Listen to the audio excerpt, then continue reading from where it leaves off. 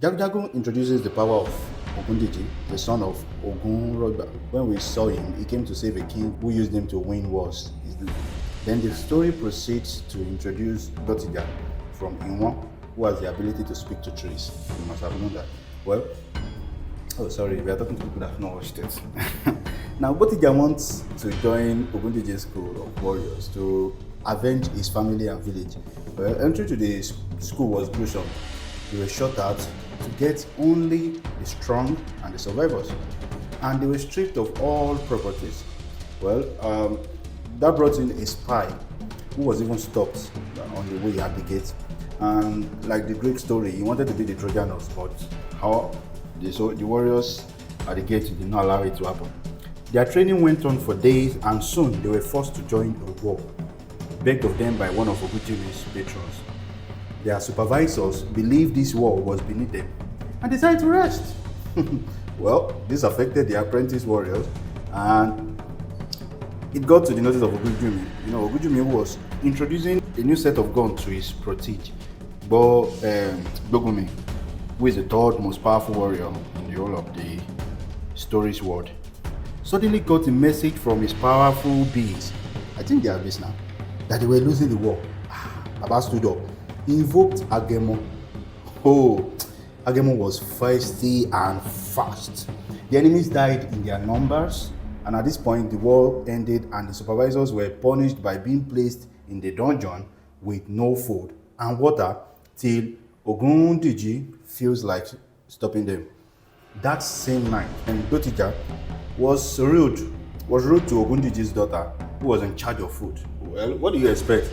Baba was punished now, and there goes our cry. Yay, yay, yay.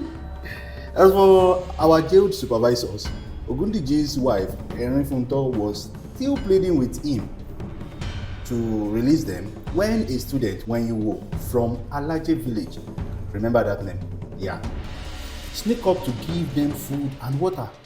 Ogundiji knew immediately, and he just appeared into the dungeon. There, he released the men and told them they would kill Wenyiwo themselves. Shocker, alright? And what happened? They did.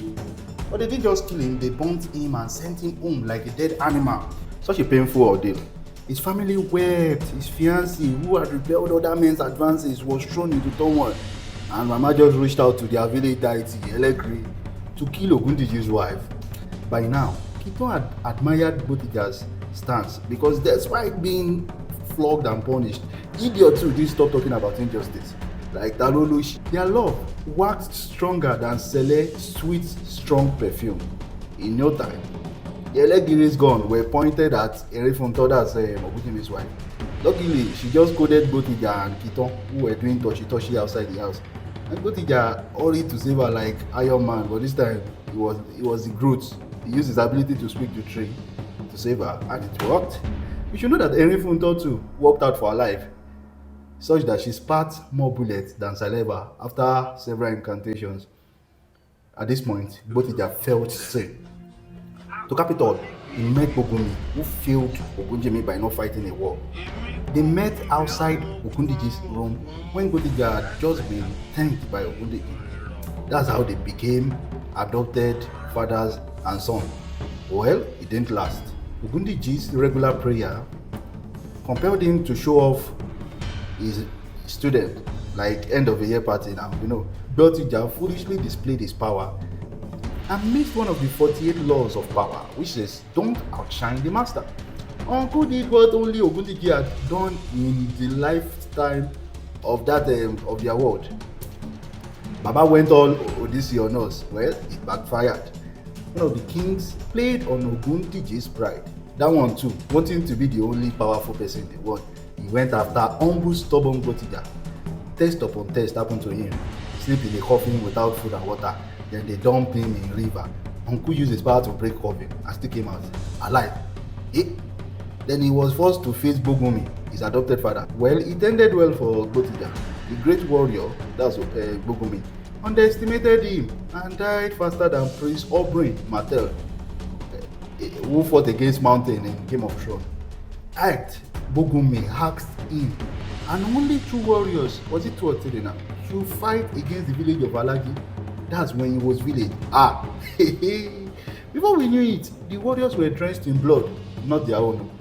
Seeing their success, Ogundiji sent Agemo to him. Uncle couldn't fight here. He was only casting and biting. Like one of those pastors. He thought he saw a demon. The thing said was fast. Well, his prayer worked. The tree fought for him and caught Agemo, yes, in the stomach. Curious, Uncle removed the face. And who is it? Who is it? Who is it? That was the only question on our mind. It's your one and only, blessed with black beauty, Keita. Yeah, I never expected it to. No one did. Keita was adopted, as we later learned. Both Ija yelled and wailed.